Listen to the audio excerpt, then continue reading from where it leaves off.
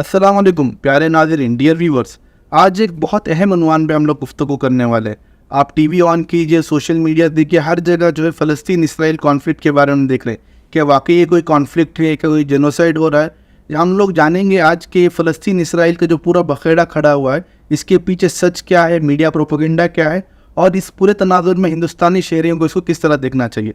इस अहम उन्वान पे गुफ्तगू करने के लिए हमारे साथ जुड़े हुए ख़ास मेहमान जनाब के सुहेल साहब। के सुहेल साहब जमात इस्लामी हिंद के नेशनल सेक्रेटरी भी हैं। इसके अलावा ख़ास इनका तारुफ ये है कि इंटरनेशनल रिलेशंस और ख़ासकर ये जो पूरा मिडल ईस्ट एरिया है, यहाँ पे फ्रीक्वेंट विजिट भी करते हैं। इसके जियोपॉलिटिक्स और पॉलिटिकल सिचुएशंस पे भी ख़ास नज़र रखते हैं। तो सबसे पहले हमारे प्रोग्राम में मैं हमारे खुसूसी मेहमान सुहेल के साहब के इस प्रोग्राम में इस्तकबाल करता हूँ। वेलकम सुहेल साहब। थैंक यू, शुक्रिया। जज़ाकल्लाह। तो सबसे पहले सुहेल भाई मुद्दे पे आते हैं। पिछले सैटरडे हमने देखा, मीडिया की रिपोर्ट्स भी देखे, हमने देखा कि पूरे मीडिया और सब ये कह रहे हैं कि फ़लस्तीनियों ने जो है अक़दाम किए, उन्होंने एग्रेशन दिखाया। तो हम आपसे जानना चाह रहे हैं कि यह पूरा जो सिनारियो है, क्या फ़लस्तीन इसमें एग्रेसर्स हैं? हम आपसे जानना चाह रहे हैं। जी सुहेल भाई। Thank you so much first of all for having this session. इसमें सबसे इम्पॉर्टेंट चीज़ और सबसे बड़ा जो गलतफहमी है वो ये है कि फ़लस्तीनियंस इन स्पेसिफिक फ़लस्तीनियंस जो है एग्रेसर है। The answer is no, absolutely no. The history of Gaza actually didn't start on the last Saturday. जो है पिछले 7 अक्टूबर 2023 को हमारे फ़लस्तीन का हिस्ट्री शुरू नहीं हुआ। हम जानते हैं कि 5 लाख से ज़्यादा फ़लस्तीनियंस अब तक मारे गए हैं, अलग अलग incidences of violence by Israel, और 7 मिलियन फ़लस्तीनियंस रेफ्यूजीज़ है UNRWA के, यूनाइटेड नेशंस के जो है एजेंसी UNRWA के जो है स्टैटिस्टिक्स के तहत। तो नोम चॉम्स्की एक बहुत ही एक तकरीर में वो दिखाते हैं, बताते हैं कि कैसे गाज़ा में ज़िंदगी होता है, और गाज़ा का रिटेलिएशन के सिलसिले में फ़लस्तीनियन जब रिटेलिएट करते हैं तो ये जो एग्रेसर की जो प्रोपेगेंडा है उसके बारे में वो बोल रहे थे कि वो एक बार जब वहाँ देखा तो उन्होंने देखा एक गाज़ा में एक बूढ़े आदमी है जो एक प्ले कार्ड पकड़ के वहाँ खड़े हैं, और वो उसमें लिखा है, you take my water, you burn my olive trees, and you destroy my house, take my job, steal my land, और उसके अलावा imprison my father, kill my mother, bombard my country, starve us all and humiliate us all, but I am to blame, I shot a rocket back।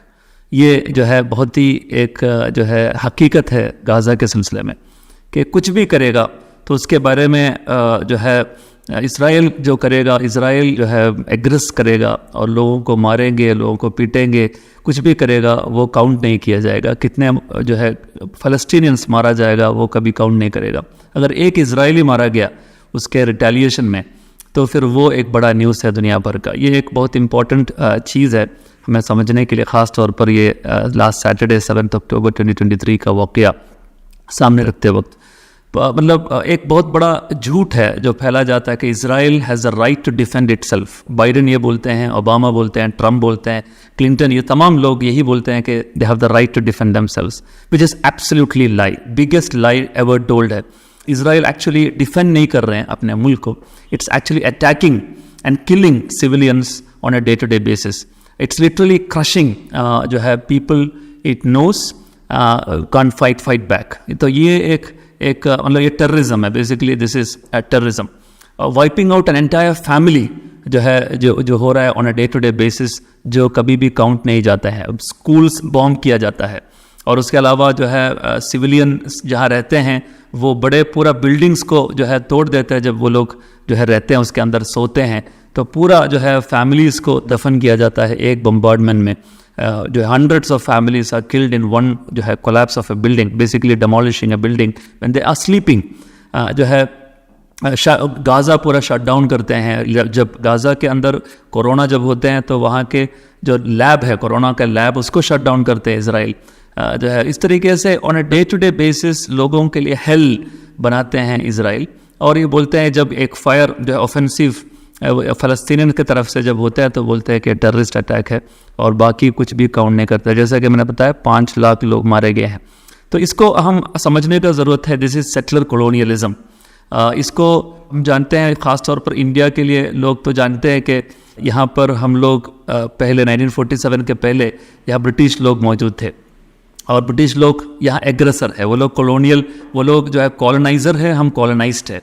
तो coloniser जब यहाँ होता है तो colonised लोग जो हम लोग जो इंडियंस है उसके ख़िलाफ़ हमने लड़ा, उनके ख़िलाफ़ हमने लड़ा और जीता। लड़ने का अलग अलग तरीका मौजूद था, नॉन वायलेंट रेजिस्टेंस मौजूद था, उसके साथ साथ जो है भगत सिंह का रेजिस्टेंस जो वायलेंस लेके था, सुभाष चंद्र बोस का जो है रेजिस्टेंस था, उसको वो लोग बोलते थे ये सब रेजिस्टेंस, चाहे वो नॉन वायलेंट हो चाहे वो वायलेंट हो, सब चीज़ उसको बोलते हैं वो टेररिज्म है, और उसके तहत वो लोगों को जेल के अंदर डालते थे। तो यही चीज़ है जो वहाँ हो रहा है। और सबसे ख़ास बात यह है कि दुनिया को अभी समझने का ज़रूरत है। इंडियंस के लिए तो बहुत आसानी से समझ जाता है कॉलोनाइज़र और कॉलोनाइज्ड के जो है एनालॉजी।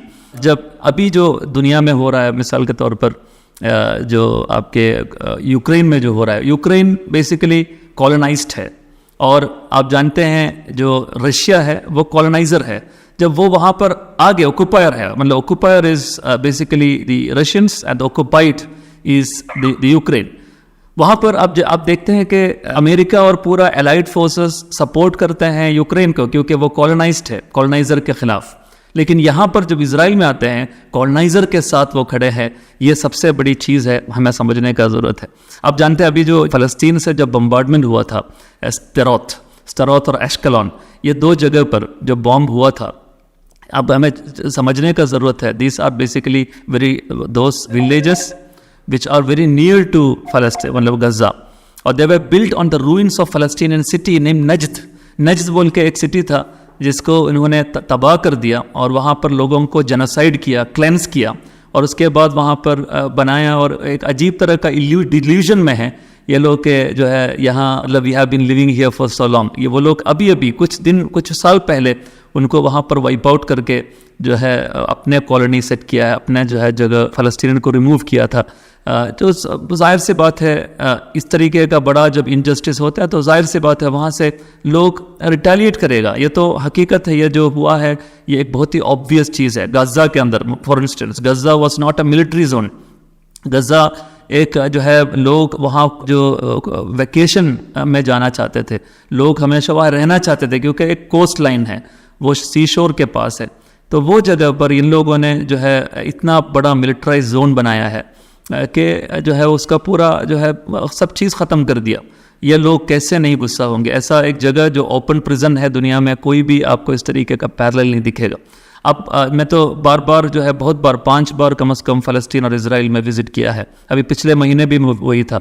हेब्रोन एक अच्छा एग्जाम्पल है। हेब्रोन के अंदर जब जाते हैं, अल खलील बोल के एक जगह है जहाँ पर इब्राहिमी मोस्क है, जहाँ पर इब्राहिम अलैहिस्सलाम, सारा बीवी और जो है इसहाक अलैहिस्सलाम के वाइफ, इस तरीके से बहुत सारे लोग जो घर में रहते थे वही घर में तदफीन हुआ था। और वो घर जो है फ्रॉम टाइम मेमोरियल लोग उसको जो है मस्जिद, और वहाँ पर जो हिस्टोरिकली लोग समझते हैं ये एक दिस इज़ हिस्टोरिक प्लेस, और वो जगह पर मस्जिद है। वो मस्जिद का नाम है इब्राहिमी मॉस्क, जो सलाहुद्दीन अय्यूबी ने जो है एक जगह पर अच्छा तरीके से उसको बनाया था।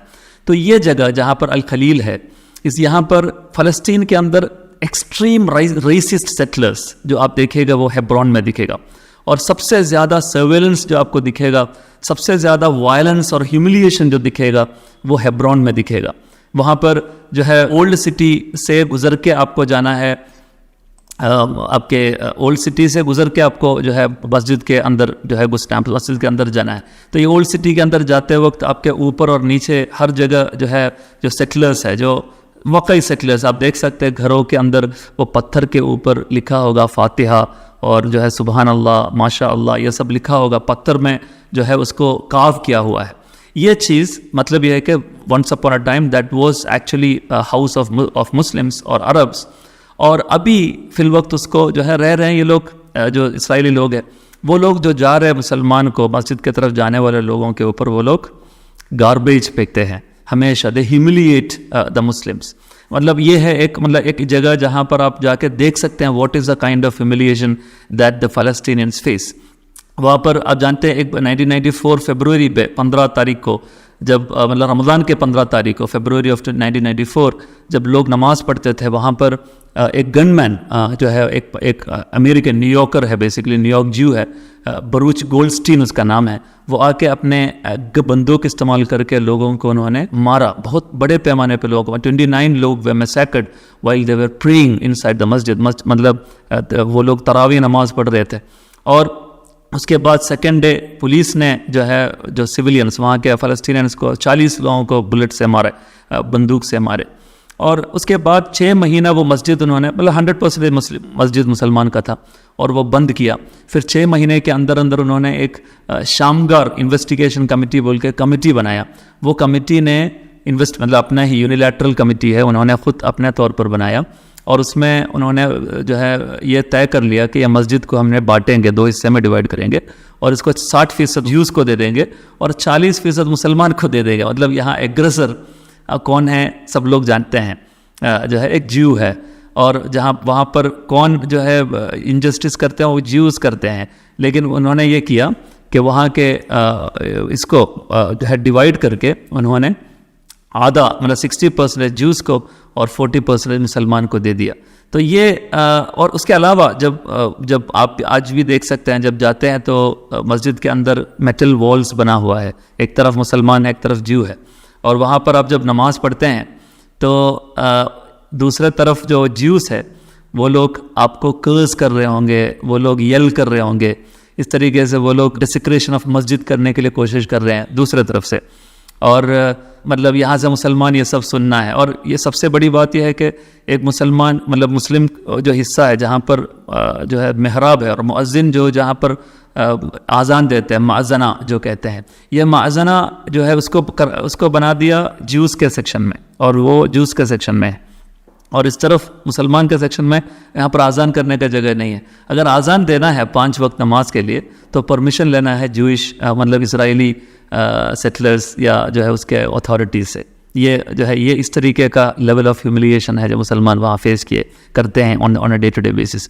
और वो अक्सर वो परमिशन नहीं देते और अक्सर ख़ास तौर पर थर्सडेज सैटरडेज़ वगैरह में वहाँ पर आज़ान होता नहीं है। तो उसके अलावा एक मुसलमान जब नमाज़ पढ़ने के लिए आते हैं तो अपने कार जो है वहाँ पार करने का नहीं है, दूर पार करके वो आना है और नमाज़ पढ़ के वो वापस जाते वक्त वो देख सकते हैं अपने कार को वो पूरा जो है स्क्रैच किया होगा, कार को उन्होंने जो है हलाक कर दिया होगा। ये लेवल ऑफ ह्यूमिलिएशन है जो मतलब एक छोटा एनेक्डोट, हेब्रोन के एनेक्डोट में दिखाना चाह रहा हूँ जो गज़ा के अंदर क्या होते हैं। ये आप अगर देखना है तो गज़ा के बारे में जो डॉक्यूमेंट्रीज है वो आप देखिएगा। तो basically occupier and the occupied के बारे में आपको कोई भी कन्फ्यूजन नहीं होना चाहिए। द अरब्स ऑफ फ़लस्तीन are the occupied and Israel is the occupier, they are occupiers. And वो मतलब जब ब्रिटिश लोग यहाँ आए तो आपके ज़मीन उन्होंने नहीं लिया था और आपके घर उन्होंने चोरी करके वो आपके घर के अंदर नहीं रहा था, वो सिर्फ आपके रॉब किया था आपके यहाँ के वेल्थ को, इंडिया के।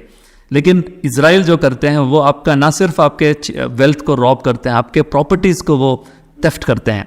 वो बोलते हैं, मतलब आप देखा होगा जो रिसेंटली जो एक जूइश मतलब एक वायरल वीडियो है जेरूसलम के अंदर, वो बोलते हैं कि देखिए if I don't steal your house someone else will steal your house. वो आके आप जो है फ़लस्तीनी घर को चोरी करने के बाद जब वो घर के अपना मालिक जो है अरब मालिक वो बोलते हैं कि why are you inside my house, why are you stealing my house. वो बोलते हैं कि if I don't steal your house someone else will steal your house.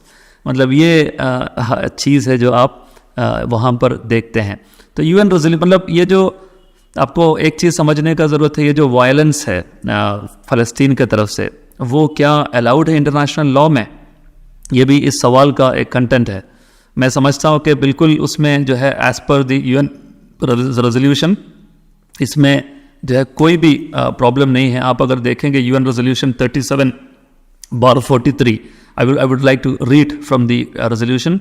Considering that the denial of the inalienable rights of the Palestinian people to self-determination, sovereignty, independence and return to Palestine and the repeated acts of aggression by Israel against the people of the region constitute a serious threat to international peace and security. ये बोलते हुए ये continue करते हैं, reaffirms the legitimacy of the struggle of people of independence, territorial integrity, national unity and liberation from colonial and foreign domination and foreign occupation by all available means, including armed struggle. ये जो है as per the international law ये allowed है आपको जो है किसी भी तरीके से ये जो स्लेवरी के ख़िलाफ़ रजिस्ट करना आपके लिए अलाउड है। ये जो है ख़ास तौर पर इसमें बताया है जो है आपके इसके अंदर, ये हमें समझने का ज़रूरत है। और बहुत इंपॉर्टेंट चीज़ है, फ़लस्तीनियंस एंटी सेमिटिक है? Absolutely not. या तो फिर कोई भी वहाँ के ऑर्गेनाइजेशन या फ़लस्तीनियंस हो इन जनरल वो एंटी सेमिटिक नहीं है। फ्रॉम टाइम इमेमोरियल वहाँ पर लोग रह चुके हैं, वहाँ लोग रहते हैं हमेशा, मुसलमान, क्रिश्चियंस और ज्यूज़ सब लोग एक साथ रहते हैं। वहाँ कोई प्रॉब्लम नहीं था अंटिल 1947 जब वो लोग कॉलोनाइज करने के लिए शुरू किए। तो ये हमें समझने का ज़रूरत है जो फ़लस्तीन के बारे में। Sorry I went too long. जी, तो आपके बातों से ये साफ़ हो रहा है कि फ़लस्तीन ने कोई वॉर शुरू नहीं किया, वो तो ऑपरेस्ट है और ये कॉलोनी जो है पूरा वॉर क्रिमिनल्स और पूरा वॉर चार्जशीट आपने रखा और एक अच्छा केस स्टडी भी रखा कि किस तरह से मुसलमानों को उनसे मस्जिद, उनसे घर कैसे छीना जा रहा है और पूरा किस तरह से दुनिया के सामने कॉलोनी किस तरह से एक्सपांड होते जा रहा है और गाज़ा जैसा गाज़ा पट्टी बन के रह गया है। तो ये हमने देखा है किस तरह से इसराइल जुल्म और जबर और ज़्यादती खुलेआम करते आ रही। दूसरा सवाल सुहेल भाई, इस पर्सपेक्टिव से हम जानना चाह रहे हैं कि हमेशा एक प्रॉमिस्ड लैंड की बात की जाती है कि इसराइल जो है यहूदियों के लिए प्रॉमिस्ड लैंड है। ये बाइबल में का भी जिक्र आता है, कुरान में भी ये कहते हैं कि आपके कुरान में भी इसमें कहा गया है कि ये प्रॉमिस्ड लैंड है। तो ये प्रॉमिस्ड लैंड एक रिलीजियस, एक मिथिकल जो एक पूरा एक इसमें एक आइडेंटिटी और एक पूरा लैंड से जो ये कहा गया है कि इनका लैंड है और मुसलमान आएंगे, लेकिन असल हक तो यहूदियों का है। ये पूरा जो एक नैरेटिव है इसको आप किस तरह से देखते हैं? आप हमारे नाज़रीन को बताएं कि ये पूरा नैरेटिव किस तरह से प्ले आउट होता है, इसमें सिंपैथी है या इसमें जो पूरा ट्रैक्शन है, इसको आप थोड़ा अनपैक कीजिए sir. This is absolute nonsense और इसमें ये समझने का ज़रूरत है this claim that has been raised is legally and morally baseless. ये हमें समझने का ज़रूरत है। असल में सवाल ये है कि एक्सक्लूसिविटी के बारे में है सवाल, मतलब who can claim the land on the basis of exclusivity, ये है सवाल। What is the evidence to argue for an exclusive Jewish homeland? ये नंबर 1 सवाल है जो हम पूछना चाहते हैं। कोई भी कुरान में आयत में या कोई भी बाइबल के जो है एक जो है वर्ड्स में जिसमें ये कहते हैं कि ये जगह एक्सक्लूसिवली फॉर इज़राइलाइट्स है। हम जानते हैं कि from time immemorial even before 1948 Israel बनने के पहले भी वहाँ पर ज्यूस रहते थे, वहाँ पर अरब्स रहते थे। इवन जीसस क्राइस्ट आने के 2500 साल पहले से अरब लोग वहाँ रहते हैं। This place is a multi cultural society where there were always Jews, Christians and Muslims and different ethnic groups coexisted peacefully. इसमें कोई शक नहीं है, लेकिन अभी सवाल यह है कि exclusive rights for one community वो है या नहीं है। वो कोई भी जो है बाइबल में या कुरान में बताया है, ये अगर वो बताएगा तो ये एब्सोल्युटली कहीं भी आपको नहीं मिलेगा। नंबर 1 पॉइंट है, यह हमें समझने का ज़रूरत है। और इब्राहिम अलैहिस्सलाम जब सफ़र किए ऊर से, इराक़ से, और वो सफ़र करके जब मतलब नमरूद से वहाँ से हिजरत आए, निकल के आए, अपने अब्बू आज़र से भी जो है निकल के, जब घर से निकल के आए वो सीधा जेरूसलम में आए। He came to a place where there were already people living in there and he did दावा टू द पीपल। और वहाँ से लोगों से जो है इस्लाम के बारे में बात किए। फिर वहाँ से उन्होंने आगे बढ़े और भी वेस्टवर्ड्स टुवर्ड्स इजिप्ट, और इजिप्ट जो है वहाँ जाने के बाद हाजरा बीवी से शादी किए और फिर वहाँ से वापस आए और अब जानते हैं जेरूसलम से फिर सदर्न मक्का में गए। और आपके समझने की ज़रूरत है, there were already people living in this place and the historians have already said that Arabs, ख़ास तौर पर अरब समाज वहाँ पर रहते हैं 2500 साल पहले, इवन बिफोर जो है जीसस क्राइस्ट। जीसस क्राइस्ट से भी पहले 2500 साल पहले वहाँ अरब लोग रहते थे। मतलब यह एक जगह है कॉस्मोपॉलिटन जहाँ पर अलग अलग लोग रहते हैं। The argument of exclusivity cannot be raised on this place based on any scriptures और एनी डॉक्यूमेंट्स। ये है नंबर 1 पॉइंट। नंबर 2 है, अगर बाइबल में आप जाएंगे, बाइबल में द बुक ऑफ एक्सोडस में ये बताया है कि this is a promised land, लेकिन वहाँ पर भी प्रॉमिस्ड लैंड फॉर हुम? Promised land for the followers of Moses. और वो प्रॉमिस पूरा हो गया। प्रॉमिस कैसे पूरा हुआ? प्रॉमिस मूसा अलैहिस्सलाम और हारून अलैहिस्सलाम का इंतकाल हुआ, जॉर्डन के रिवर के उस तरफ से जो है वो लोग आगे नहीं बढ़ा, इसराइली समाज उनके हुक्म को जो है वो लोग मान नहीं रहे थे आगे बढ़ने के लिए, अपने प्रॉमिस लैंड के अंदर जाने के लिए। और उसके बाद मूसा अलैहिस्सलाम और हारून अलैहिस्सलाम का वफ़ात हुए, और उसके बाद कई साल बाद यूशा बिन नून या जोशुआ के नेतृत्व में वो फ़लस्तीन के अंदर दाखिल हुआ और वो प्रॉमिस ख़त्म हो गया। That is the end of the promise. वहाँ पर जब आए तो ख़त्म हुआ। और आपको जानने का ज़रूरत है वो प्रॉमिस लैंड सिर्फ ज्यूज़ के लिए है? हाँ, बिल्कुल नहीं है, क्योंकि द बुक ऑफ जेनेसिस मैं आपके सामने रखना चाहूँगा। द बुक ऑफ जेनेसिस का जो है आप चैप्टर नंबर 13 वर्स नंबर 15 में जाइए, जिसमें ये बताते हैं कि अब्राहम के डिसेंडेंट के लिए है ये जगह। God reaffirms the promise of the land to the Abrahams और अब्रम्स डिसेंडेंट्स। अब्राहम डिसेंडेंट मतलब कौन है? अब्राहम का दो बेटा है, एक है याकूब और इस्माइल। याकूब इज़राइलाइट्स है और इस्माइल यानी अरब से। ये डिसेंडेंट्स के लिए है ये जगह। ये मतलब ये है कि इज़राइल के लिए एक्सक्लूसिविटी वहाँ भी ख़त्म हो गया बाइबल के आधार पर। ये है दूसरा पॉइंट। और तीसरी पॉइंट ये है कि अब्राहमिक फेथ ट्रेडिशन में they does not believe in racism.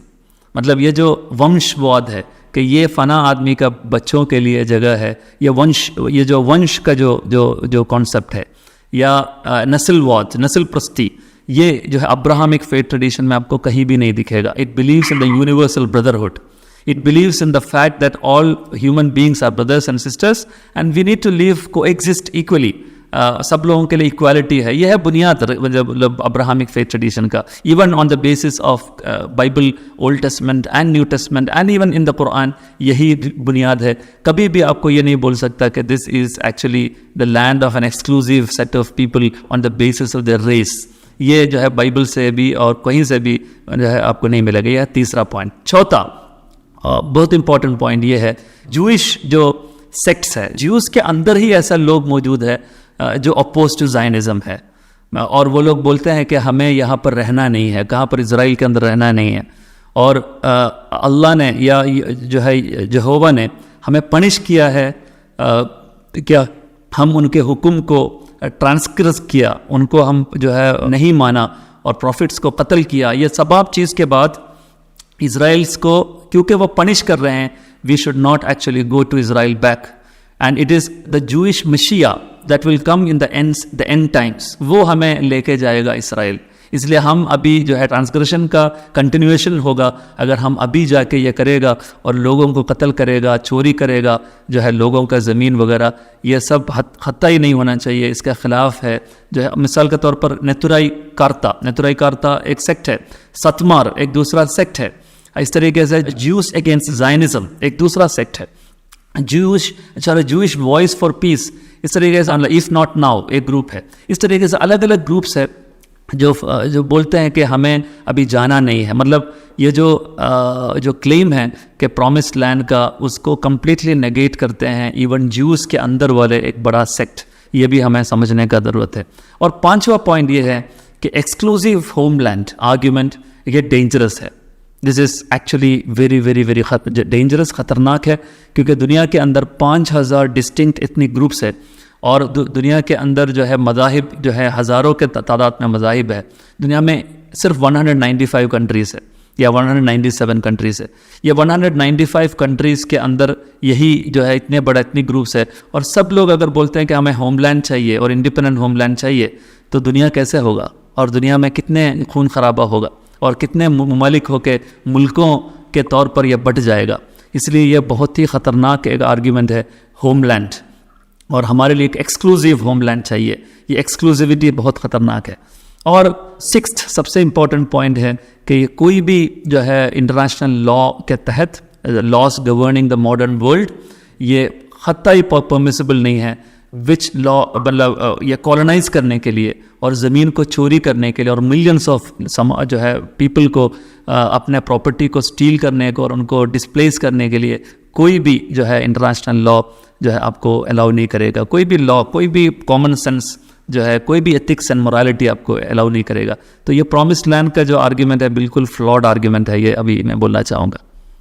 तो एक रेशियल, एक सुपीरियरिटी कॉम्प्लेक्स और एक फॉल्स से कॉलोनियल एक प्रोजेक्ट था लोग ये भी बताते हैं कि यूरोप में चूँकि ज्यूइश एक जेनोसाइड हुआ तो उसके बदले में ज्यूस ने गिल्ट में एक अरब का एक लैंड दे दिया और उससे फिर एक इटर्नल क्लैश और एक इटर्नल एक स्पाइरल शुरू हुआ जो आज तक चलते आ रहा है। इससे ही जुड़ा हुआ एक सवाल जो आपके जो पूरा एक्सप्लेनेशन से निकल गया है कि एक तरफ इब्राहिम अलैहिस्सलाम के डिसेंडेंट में अरब थे, एक तरफ इसराइल यहूदी थी। क्या मुसलमान या जो मुस्लिम्स है वो नेचुरली एंटी ज्यू से, मतलब मीडिया प्रोपेगेंडा और पूरे एक इमेज खड़ा किया गया कि मुसलमान लोग जो है इसराइल से पूरे जो है यहूदियों को ख़त्म करना चाह रहे हैं, तो ये जो एलिगेशन है इसके बारे में हम क्या कहना चाहेंगे? बिल्कुल, ये भी एक बड़ा नॉनसेंस है जो मतलब the first casualty of war is truth. हमेशा जब भी जंग होते हैं तो पहला जो मौत होते हैं वो सच का मौत होते हैं, सच को कत्ल किया जाता है। तो इसलिए वो जो है जंग के हालात में इस तरीके से ऐसे बहुत सारे जो है फॉल्स प्रोपेगेंडा जो है निकल के आएगा जो on a day to day basis और भी हम सुनने में आपको मिलेगा। तो इसमें सबसे बड़ा फॉल्स चीज़ है कि मुसलमान बाय इंस्टिंक्ट एंटी ज्यू है। ये बिल्कुल गलत है। आप इस दुनिया में देखेंगे ज्यूस ने जो प्रॉब्लम्स फेस किया है फॉर द लास्ट 3000 और more years is not because of Muslims, it was always been Christians. मतलब जो क्रिश्चियन डम के अंदर, पूरा दुनिया के क्रिश्चियन समाज के अंदर जो है उनको जो भी जो है सब्जुगेशन, एट्रोसिटीज़, परसिक्यूशन, ये सब जो फेस को किया है, इवन होलोकॉस्ट, ये सब क्रिश्चियन समाज से फेस किया है। और उस वक्त मुसलमान का रोल ये था कि उनको लोग रिफ्यूज देते थे दुनिया के हर मुस्लिम ममालिकों में। जहाँ पर ऑटोमन एम्पायर मौजूद था, ऑटोमन्स ने उनको वेलकम किया और उनको जो अपने जगह पर Morocco for instance, they were large number of juice. क्यों? क्योंकि उनको वेलकम किया था ऑटोमन्स ने, बोले कि आप यहाँ आके रहिए, you can seek refuge in our lands. Iraq के अंदर, इराक एक ऐसा जगह है जहाँ पर बहुत सारे ज्यूस रहते थे और जो है आप देखिए पूरा नॉर्दर्न अफ्रीका के अंदर ज्यूस बहुत बड़े तादाद में मौजूद है। इस तरीके से ज्यूस मुस्लिम कंट्रीज़ में बहुत बड़े तादाद में थे। लेकिन और सबसे इम्पॉर्टेंट है स्पेन के इंक्विजिशन, स्पेनिश इंक्विजिशन जब चल रहा था, जो क्रिश्चियन चर्च के जो है हुक्म के आधार पर उन्होंने पूरा मुसलमान को जब एक्सपेल किया तो ज्यूस को भी एक्सपेल किया। It was not only Muslims, they expelled the juice and the Muslims from Spain. उस वक्त जो ऑटोमन किंग था उन्होंने जो शिप्स भेजा जो जिब्राल्टर पास के तरफ जो है मेडिटेरेनियन सी के तरफ, और उनसे बोला कि आप उनको जो है ज्यूस को हम वेलकम करना चाहते हैं अपने लैंड्स में, और बड़े पैमाने पे वहाँ से पूरा एक्सपेल हुआ ज्यूस को मुस्लिम कंट्रीज़ में लेके आए। ये हिस्ट्री है, मतलब अक्रॉस द हिस्ट्री आप देख सकते हैं। स्पेनिश रिकॉन्क्विस्ट सिर्फ नहीं बल्कि across the history you can see this जो है मुस्लिम जो hospitality and Muslims welcoming Jews. पर लेकिन एक्सेप्शंस मौजूद है ज़रूर, there are exceptions. For instance even at the time of prophet सल्लल्लाहु अलैहि वसल्लम there were Jews who had betrayed the law of the land in Medina, तो उस वक्त पनिश हुआ था, बहुत सारे चीज़ हुआ है। लेकिन मुसलमान का सबसे बड़ा एलाई जब मदीना में भी था, हुज़ूर सल्लल्लाहु अलैहि वसल्लम ने जो बताया कि इन्ना हादा उम्मतकुम उम्मतन वाहिदा, कि हम एक उम्मत है, we are one single nation. Medina के अंदर वो ज्यूस के साथ है, बनु कुरैला, बनु कैनुका, बनु नलीर, बनु मुज़दलिफ, इस तरीके से जो है एक बड़ा समाज, एक अच्छा समाज होकर उसको बनाया था। ये हमें समझने का ज़रूरत है। और इसमें एक और चीज़ है कि ज्यूस और मुसलमान बहुत ही कॉमनैलिटीज़ मौजूद है। सबसे ज़्यादा अगर कॉमनैलिटीज़ कोई भी मज़हब के बीच में अगर हो तो वो इस्लाम और जुडाइज़म के बीच में है। इस्लाम और जुडाइज़म में इतना ज़्यादा कॉमनैलिटीज़ है कि आप चौंक जाएंगे। सबसे इम्पॉर्टेंट है द कॉन्सेप्ट ऑफ मोनोथीज़म या तौहीद। अल्लाह हम बोलते हैं, वो एल बोलते हैं या एलई बोलते हैं। तो मोनोथीज़म, अगर एक बंदूक लेके अपने सर पे रख के बोलते हैं कि आप जो है कोई और आइडल को वर्शिप करे, तो मुसलमान से जो बोलेगा तो वो एग्री नहीं करेगा। आप you can shoot at me but I will not worship an idol. यही चीज़ है ज्यूस के बारे में। वो लोग भी ऐसे लोग हैं जो कभी भी आइडल वर्शिप कबूल नहीं करेगा। और आप जो देख सकते हैं वो प्रॉफिटहुड यानी जो रिसालत को वो लोग मानते हैं, वही को वो लोग मानते हैं, हॉली बुक को वो मानते हैं, तौरा को जो मानते हैं, मतलब हम जो मानते हैं तौरा को, तौरा को मानते हैं, और आखिरत को वो मानते हैं। तौहीद, रिसालत और आखिरत को वो मानते हैं कि जजमेंट डे मौजूद है, रिजरेक्शन होगा वगैरह। और एंजल्स में विश्वास करते हैं, और वो जो है अब्राहमिक फेथ ट्रेडिशन है, वो नमाज़ पढ़ते हैं, हम 5 वक्त नमाज़ पढ़ते हैं, वो 3 वक्त नमाज़ पढ़ते हैं हर दिन। उनको भी क़िबला, उनका जो मस्जिद अक्सा, मतलब मस्जिद अक्सा जो हमारा पहला क़िबला है, वो उनके लिए भी जो है वो मानते हैं वो होली जगह है। आज़ान हम भी करते हैं, वो भी आज़ान करते हैं। मतलब हमारे डाइटरी रूल्स है, उनका भी डाइटरी रूल्स है, जिसमें हलाल, हम हलाल बोलते हैं, वो कोशर बोलते हैं, वो हर चीज़ खाएंगे नहीं, वो सिर्फ कोशर मीट खाएगा। कैलेंडर जो है हम लूनार कैलेंडर के आधार पर चीज़ें करते हैं, वो भी लूनार कैलेंडर के आधार पर करते हैं। मतलब मेल सर्कमसिशन हम करते हैं, वो भी मेल सर्कमसिशन करते हैं। विमेन का जो मॉडस्ट ड्रेसिंग है, जैसा कि मैरिड वुमेन ख़ास तौर पर वो बोलते हैं कि अपना हेड ढकना चाहिए, सर ढकना चाहिए, वो भी वो ऐसा बोलते हैं। हम बोलते हैं कि हमेशा जो है लेडीज़ जो है वो कवर करना चाहिए। इस तरीके से आप अगर रब्बी बिन अब्राहमसन, एक रब्बी है, उसके जो है किताब देखिए, वो बोलते हैं कि Muslims are mention in the Old Testament of the Bible. वो कहते हैं कि मुस्लिम जो है, जो सलामाई वगैरह जो बोलते हैं, वो मुसलमान के बारे में, शुआइब अलैहिस्सलाम के बारे में, या जो है जित्रो यानी शुआइब अलैहिस्सलाम के बारे में जो डिसेंडेंट्स है, वो समझते हैं कि वो मुसलमान के बारे में मुस्लिमम बोल के जो है आप जो देख रहे हैं मुस्लिम, ये असल में मुसलमान के बारे में है। ये एक रब्बी है, जूइश रब्बी है। मतलब ये कि और हम अस्सलाम वालेकुम बोलते हैं, वो सलाम अलैकुम बोलते हैं।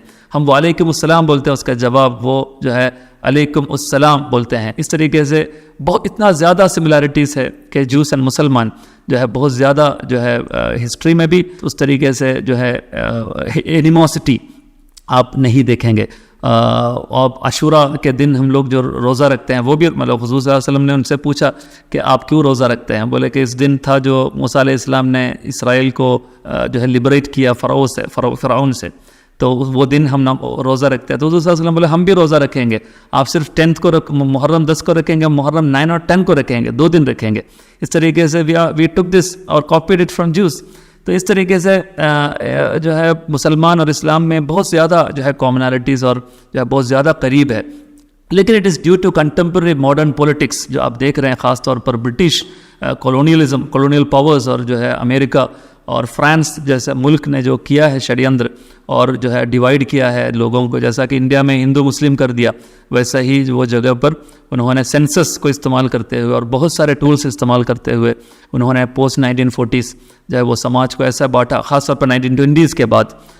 इवन फ़लस्तीन के इसराइल के जन्म होने के पहले उन्होंने वहाँ के इसराइल और जो है अरब समाज को बांटने का बहुत बड़ा काम करने के बाद, वो सब बड़ा हिस्ट्री है जो जिसके तहत अभी जाना नहीं चाहूँगा, तो मुसलमान और ज्यूस दूर दूर हो गए, नहीं तो वो बहुत करीब 2 समाज था। तो ये बहुत ही गलत एक चीज़ है जो बोलते हैं कि मुसलमान और ज्यूस जो है बहुत ही, मुसलमान इस्लाम ज्यूस को बहुत नफरत के साथ देखते हैं। तो नेटिव सेटलर जीव और अरब एक परमानेंट एनिमीज बने एक फिनोमिनल मॉडर्न है। अभी आगे बढ़ते हुए हम देखते हैं कि अभी ये जो रिसेंट पिछले हफ्तों में हमने देखा कि एक न्यूज़ रिपोर्ट आई कि जो है 40 बच्चों को जो है फ़लस्तीन के फाइटर्स ने जो है बच्चों को भी जो है उनको कत्ल कर दिया, उनको जो है स्लॉटर कर दिया। और ये न्यूज़ जो है दुनिया के बड़े बड़े लीडर्स ने शेयर किया, फिर बाद में वो लोग रिट्रैक्ट करते हैं। तो इससे एक टेंडेंसी हम देखते हैं, ये एक पूरा एक इमेजरी ये देखते हैं, ऑप्टिक्स ये देखते हैं कि ऐसा लगता है कि पूरे दुनिया जो है फ़लस्तीन, ये पूरा दुनिया जो इसराइल के साथ में है, और कहीं ना कहीं पूरा दुनिया जो फ़लस्तीन को जो है अपना फ़लस्तीन को टेररिस्ट नेशन या टेररिस्ट स्टेट जैसा देखते हैं। तो इस पूरा जो एक इमेजरी है, ये जो पूरा एक नैरेटिव है, इसको आप कैसे देखते हैं कि पूरा दुनिया लगता है कि इसराइल के साथ है, ऐसा मीडिया प्रोजेक्ट करता है, और दूसरी तरफ ऐसा प्रोजेक्ट होता है कि पूरा जो है फ़लस्तीन ही जो है टेररिस्ट स्टेट है। आप देखते हैं जैसे आपने यूक्रेन का एग्जाम्पल दिया, अभी वो बड़े बड़े कंट्रीज ये स्टेटमेंट दे रहे कि वहाँ पीस होना चाहिए।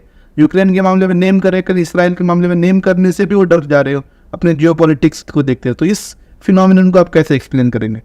बिल्कुल, आपने जो पहले बताया कि बिहेडिंग और चिल्ड्रन वगैरह, आप जानते होंगे कि आज this today is a very special day for in post the violence that erupted on 7th October। White house में जब जो बाइडन ने, प्रेसिडेंट ऑफ US ने जब बताया कि वी हैव सीन जो है पीपल बीइंग, किड्स बीइंग और चिल्ड्रन बीइंग बिहेडेड वगैरह, वो भी अपने तकरीर में बोलते थे। आज जो है वाइट हाउस ने क्लैरिफाई किया we have not seen such a video. मतलब इतना ज़्यादा गलत और जो है फेक प्रोपेगेंडा होते हैं on a day to day basis कि इवन US प्रेसिडेंट समझ में नहीं आता है कि उसमें क्या सही है और क्या गलत है। तो आपने पूछा था कि इसमें क्या पूरा दुनिया इसराइल के साथ है, और इसराइल जो कर रहे हैं वो इसराइल एक तरफ, इसराइल के साथ पूरा समाज एक तरफ और जो है अरब जो है फ़लस्तीनियंस दूसरा तरफ है। बिल्कुल नहीं, absolutely no. For the past half a century, Israel has been accused by UN and the Western world and Arab nations as violating the international laws and resolutions. मतलब इतना ज़्यादा इंटरनेशनल लॉज और रेजोल्यूशंस के उन्होंने violet किया है कि अब गिन के ख़त्म नहीं करेगा आज, वो हमारा डिस्कशन आज ख़त्म नहीं होगा। मतलब हमेशा इसराइल एक अपार्थाइड जो है स्टेट होकर डिक्लेयर हुआ है, even worse then south Africa जो है, जहाँ पर वो सेग्रीगेट करते हैं अरब्स को और इजराइलिट्स को। वो बोलते हैं कि ये सड़क है जहाँ पर अरब्स, मतलब मैंने हेब्रोन के बारे में बताया था, हेब्रोन में आप जब जाएंगे, क्योंकि गज़ा में आप नहीं जा सकते, हेब्रोन में तो जा सकते हैं, हेब्रोन में जब जाएंगे तो आप देख सकते हैं वहाँ पर सड़क है जहाँ पर मुसलमान वॉक कर सकते हैं और वो ड्राइव नहीं कर सकता। मुसलमान मतलब मुसलमान नहीं बल्कि फ़लस्तीनियंस, जो क्रिश्चियंस हो या इस मतलब अरब्स, बेसिकली अरब क्रिश्चियंस हो या अरब मुसलमान हो, जो भी हो, अरब्स वहाँ वॉक नहीं कर सकता, सिर्फ ज्यूस वॉक कर सकते हैं on the basis of religion और इथनिसिटी। और वहाँ पर कुछ सड़क ऐसा है जहाँ पर अपने गाड़ी, मतलब अरब्स का गाड़ी नहीं चलेगा, वो सिर्फ ज्यूस का गाड़ी चलेगा। जैसा कि आप इंडिया में जो जातिवाद है, वैसा ही जो सड़क जिसके अंदर ब्राह्मण से चलेगा दूसरा नहीं चलेगा वगैरह, यही आप वहाँ पर आज के मॉडर्न जो बोलते हैं सिविलाइज्ड जो है सोसाइटी अपने आप को वो बोलते हैं उस तकरीर में, the prime minister, the president of Israel जो है ये बेंजामिन नेतन्याहू, कि this is a war between the civilised world and civilised world. Civilised world क्या है वो आप देख रहे हैं कि वहाँ पर सेग्रीगेशन और अपार्थाइड और लोगों के ऊपर इनजस्टिस, चोरी करना, घर चोरी करना, ये सब लोग जो है वो अपने आप को सिविलाइज्ड कहते हैं। इसी को जो है लोग सिविलाइज्ड वर्ल्ड ने हमेशा जो है कंडेम किया। मैं आपके सामने जो है कुछ रेजोल्यूशंस को कोट करना चाहूँगा, न सिर्फ इंटरनेशनल रेजोल्यूशन बोल के यूनाइटेड नेशंस का, बल्कि even the courts, the supreme court and the judicial systems inside the country of Israel, वो खुद बोलते हैं कि this is something which is completely against the law and practices. मैं आपके सामने कुछ एग्जांपल्स देना चाहूँगा। मिसाल के तौर पर यूएन का जुडिशियल आर्म है international court of justice, ICJ, वो 2003 में वो बोलते हैं कि this is a violation of international law. कौन सा? ये जो सेग्रीगेशन या अपार्थाइड वॉल है, ये इंटरनेशनल लॉ के ख़िलाफ़ है। और ये जो एनेक्सेशन ऑफ वेस्ट बैंक है और 1967 बॉर्डर्स को पास करके आप जो है उसको आगे, उससे भी आगे बढ़ करके आप ये पूरा जो बना रहे तो अलग अलग जगह पर वेस्ट बैंक के अंदर जो है आप जो नया सेटलमेंट बना रहे हैं, ये सब बिल्कुल गलत है। ये हमेशा बार बार जो है यूनाइटेड नेशंस ने, मैं आपके सामने वो पेश नहीं करना चाहूँगा, बहुत टाइम लगेगा। और इवन जो है द कोर्ट ऑफ इसराइल ने बताया कि ये जो चीज़ है एज अर्ली एज पॉसिबल इसको ख़त्म, मतलब तबाह हो, मतलब तोड़ देना चाहिए जो इजरायली सेटलमेंट्स है वेस्ट बैंक के अंदर, इसको ख़त्म करके वहाँ पर जो है अरब लोगों को ये ज़मीन वापस देना चाहिए। तो ये एक हकीकत है जो हमारा सामने मौजूद है। तो इसमें दो राय नहीं है कि इवन इंडिया जो है उसके ख़िलाफ़ है। मतलब ये है कि पूरा दुनिया एक तरफ है और जो है इजराइल अकेला एक तरफ है, लेकिन फॉर रीजन्स पर्टेनिंग टू मतलब commerce and industry and power जो है अमेरिका और वेस्टर्न अलाइज उनके साथ मौजूद खड़े हैं ये इनजस्टिस में। और वो अक्सर और बेशतर यूरोप भी अगर वो जो है रेजोल्यूशन पास करते हैं, US वीटो करते हैं in favour of Israel UN के अंदर, तो ये हम देखते आए हैं। तो ये तो वाज़ेह है कि ये इनजस्टिस है और ये जो है against international resolutions and laws है। आगे बढ़ते हुए आपने अपने तमहीद इंट्रोडक्टरी वर्ड से भी कहा था कि चूँकि हम लोग इंडिया से हैं और हमने पूरा फ्रीडम स्ट्रगल देखा है, तो इसके लिए हमें और ज़्यादा रिलेट कर सकते हैं पैलेस्टीनियन स्ट्रगल के साथ। आप हमें ये बताइए कि इंडिया का जो है इसराइल को लेके, इसराइल को जो कॉलोनाइजेशन पूरा रहा है फ़लस्तीन में, उसको लेके इंडिया का क्या पॉलिसी रहा है, और ख़ासकर फ़लस्तीन या गाज़ा में जो जुल्म होता है डे टू डे इसराइल की तरफ से, उसको लेके इंडिया की पॉलिसी ओवर द ईयर्स कैसे इवॉल्व हुआ है, इस पर कुछ आप रोशनी डालिए ना। बिल्कुल, इंडिया बेसिकली हमेशा जो है इज़राइल के ये जो कॉलोनाइजेशन ऑफ फ़लस्तीन के ख़िलाफ़ रहा। इवन 1947 में यूनाइटेड नेशंस जब पार्टीशन प्लान जब सामने रख रहा था नवंबर 1947, उस वक्त भी इंडिया ने ये बताया कि we stand with the cause of फ़लस्तीन, वी एक्टिवली सपोर्ट फ़लस्तीन। मतलब वो हमेशा हमेशा हिस्ट्री में हमेशा इंडिया फ़लस्तीन के साथ रहे। UN जनरल असेंबली के अंदर रेजोल्यूशन 3379 जिसके अंदर ख़ास तौर पर इसमें बताते हैं कि ये जो फ़लस्तीन मतलब ये है कि this is identified as Zionism is basically racism and racial discrimination. ये जो रेजोल्यूशन 3379 है इसके अंदर इंडिया जो है सिग्नेटरी है। इंडिया बोलता है कि Zionism is racism, Zionism is against is discrimination of people inside Israel और फ़लस्तीन। ये इंडिया का अब तक का मौक़िफ़ है। और इवन वाजपेयी, आप जानते हैं बीजेपी अभी रूल कर रहे हैं बीजेपी, और मोदी बोल रहे हैं we stand with Israel. This is a huge perversion, this is a contradiction. You can also see the contradiction between the home ministry and the foreign ministry, between the prime minister's office and the external affairs ministry. मतलब इसमें even आज मतलब वो तो आज के मामला है, लेकिन कल अब वाजपेयी के दौर में जब इंडिया के प्राइम मिनिस्टर वाजपेयी थे, उन्होंने बताया कि Israel should leave the occupied Palestinian lands. वो अभी भी यूट्यूब में आप देख सकते हैं, इज़राइल जो है फ़लस्तीन को छोड़ के जाना चाहिए, should leave the occupied Palestinian lands.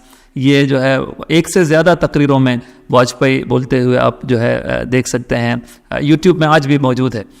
और इंडिया ने जो 2007 के जो अन्नापोलिस कॉन्फ्रेंस है, जिसके अंदर जो इंडिया के foreign minister external affairs minister है प्रणब मुखर्जी, उन्होंने जाके जो है बहुत वाज़ेह अल्फाज में अपने तकरीर में बताया कि India support the Palestinian cause has not wavered. ये अपना तकरीर में वो बोलते हैं। और उसके बाद वो वापस आने के बाद इंडिया के न्यू दिल्ली के अंदर फ़लस्तीन को एक एम्बेसी एक तोहफे के तौर पर वो देने के बाद वो उसका इनाग्रेशन सेशन में इंडिया के प्राइम मिनिस्टर मनमोहन सिंह ने बताया कि support for the Palestinian cause has been a cornerstone of India's foreign policy.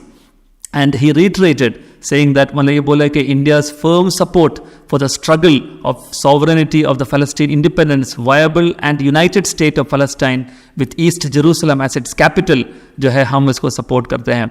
Jerusalem Israel का कैपिटल नहीं बल्कि फ़लस्तीन का कैपिटल होके वो डिक्लेयर करने के लिए हम आगे हैं। ये इंडिया का मौक़िफ़ है। अब तक का इंडिया का प्राइम मिनिस्टर्स और एक्सटर्नल अफेयर्स मिनिस्ट्रीज हमेशा बोलते हैं फ्रॉम टाइम मेमोरियल, फ्रॉम जो इंडिपेंडेंस ऑफ इंडिया जो है इवन पार्टीशन के ख़िलाफ़ है। इज़राइल जो स्टेट बनाया था, मतलब 2 स्टेट सोल्यूशन के भी ख़िलाफ़ था उस वक्त जो है एट द फर्स्ट स्टेज कि नहीं ऐसा नहीं होना चाहिए। This belongs to this area belongs to the Arabs and the foreign people should not occupy this land even with the blessings of the colonial powers such as जो है Britain and France. ये उस वक्त और अब तक का India के पॉलिसी ऑफिशियल पॉलिसी रहा है। जी सर भाई, ये बहुत अनफॉर्चुनेटली हम देखते हैं कि इंडिया हमेशा फ़लस्तीन और ऑपरेस के साथ रहा है, चूँकि हम भी वो फ्रीडम स्ट्रगल से गुजरे हैं, वो ट्रेजेक्ट्री हमने भी देखा। लेकिन आज हम देखते हैं कि मीडिया और रिस्ट्रिक्शन ऑफ पीपल जो फ़लस्तीन में अनफोल्ड हो रहा है, जो बॉम्बिंग हो रहा है, उसको सेलिब्रेट भी करते हैं हम देखते हैं। बहुत अनफॉर्चुनेट है और पूरे वर्ल्ड के लिए एक ट्रेजेडी है। आगे बढ़ते हुए हमने बहुत सारे पहलुओं से, क्या फ़लस्तीन ऑपरेसर है या वो एग्रेसर है, और पूरे इंटरनेशनल सिनारियो इसमें क्या है, होली लैंड का जो पूरा एक पूरा नैरेटिव है उसको भी हमने देखा। इंटरनेशनल लेवल पे अलग अलग कंट्रीज़ जो है किस तरह से फ़लस्तीन को देखते हैं, आपने वहाँ से कुछ केस स्टडीज़ भी बताए। आगे चलते हुए हमने देखा कि यहाँ पे साफ़ होता है कि इसराइल एक ऑपरेसर और किस तरह से फ़लस्तीन को ऑपरेस कर रहा है, कॉलोनी बना रहा है और दिन ब दिन उसको एक्सपांड करते जा रहा है। आगे बढ़ते हुए सबसे अहम सवाल ये है कि as Indians, as citizens of India, हम लोग क्या कर सकते हैं? What can we do to mitigate this crisis and move towards a solution? हमारा इसमें एक्शन प्लान क्या होना चाहिए इसमें? बिल्कुल निहाल भाई, this is one of the most important question of this whole interview. असल में हम क्या कर सकते हैं, ये बहुत इम्पॉर्टेंट सवाल है। और इसमें मैं बोलना चाहूँगा कि the first and foremost responsibility is sharing information.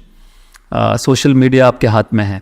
जो झूठ जो फैलते हैं, चीज़ों को, जो हीरो को विलन के तौर पर पेश किया जाता है, विलन को हीरो के तौर पर पेश किया जाता है। इस दौर में जो सच जानते हैं उनके सबसे बड़ा जिम्मेदारी ये है कि you should share information using social media. जितने भी ज़ोर से, जितने भी जो है पुकार के आप अपने सच को बोल सकते हैं, बोलना चाहिए। मतलब यू शुड यूज़ ऑल जो है मीडिया जो है वसाइल, जदीद वसाइल इस्तेमाल करके आपको अपने जो है मैसेज को लोगों तक पहुंचाने का कोशिश करना चाहिए। नंबर 1 है। नंबर 2 है support the authors and writers who are standing for the cause of Palestine.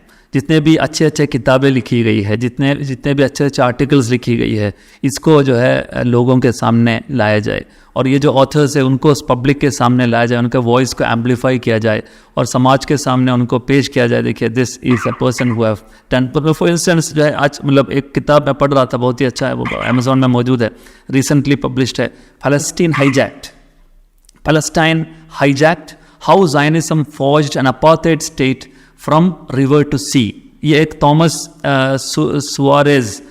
Suarez का किताब है, उसका ऑथर का नाम है। वो किताब में बहुत वाज़े अंदाज में, बहुत ही मोटा किताब है, वो बोलते हैं कि कैसे step by step, Aahista Aahista एक पूरा ज़मीन से लोगों को जो है निकाल के एक जो है एक इसराइली ज़ायनिस्ट रेसिस्ट स्टेट उन्होंने फौज किया, ये उसको उन्होंने पेश किया। मतलब ऐसे लोगों को और उनके किताबों को लोगों तक पहुंचाने का कोशिश। तीसरा मैं बोलना चाहूँगा, जो पॉलिटिशियंस है, सोशल एक्टिविस्ट है, जो समाज मतलब जो जस्टिस के तहत काम करते हैं, जो वाकई इस कॉज के लिए आगे खड़े हैं, उनके वॉइसेस को एम्पलीफाई, उनको सपोर्ट करने का ज़रूरत है। चौथा ये है कि जो प्रॉब्लम फेस करने वाला फ़लस्तीनियंस है, वो तो बोलने का ज़रूरत है, इसलिए मैं फोर्थ में रखा है। It's not to say that this is not important, this is the first अव्वल तरीन इम्पॉर्टेंस है। और सब लोग जानते हैं, अपने पास जितने भी वसाइल मौजूद है, अपने पास पैसा जितने भी कम हो, वो इस रास्ते में फॉर द कॉज ऑफ फ़लस्तीन आप स्पेंड करना जो है आज के दौर के सबसे बड़ा सदका है, आज के दौर का सबसे बड़ा ज़कात है। तो आपके पास अगर जितने भी जो है रिसोर्स मौजूद हो, वो फ़लस्तीनियन कॉज के लिए इस्तेमाल करना। मैं ये 4 चीज़ मैं समझता हूँ बहुत इंपॉर्टेंट है आज के दौर में करने के लिए, और भी बहुत सारे चीज़ आप इस मामले में कर सकते हैं। यही 4 चीज़ को बहुत ही अलग अलग अंदाज में आप जो है कर सकते हैं। ये चीज़ मैं आपके सामने पेश करना चाहूँगा। जी शुक्रिया सर भाई, कि हमें जो है इस मिस इन्फॉर्मेशन और डिसइन्फॉर्मेशन के एरा में सही इन्फॉर्मेशन पहुंचाना बहुत ज़रूरी है। वही एक कोशिश थी कि फ़लस्तीन की ग्राउंड रियलिटीज़ क्या हैं, और इसराइल पूरा अपना नैरेटिव, अपना पूरा जो है मिथ के ज़रिए से किस तरह से पूरे नैरेटिव को स्पिन कर रहा है। तो इसमें हमारी जिम्मेदारी है कि हम इस इन्फॉर्मेशन को जो है पहुँचाएँ, जो लोग इस पर रिसर्च किए हैं, जो एकेडमिशियंस हैं, उनकी कामों को लोगों तक पहुँचाएँ, जो फ़लस्तीनियों की हम लोग मदद कर सकते हो मदद करें।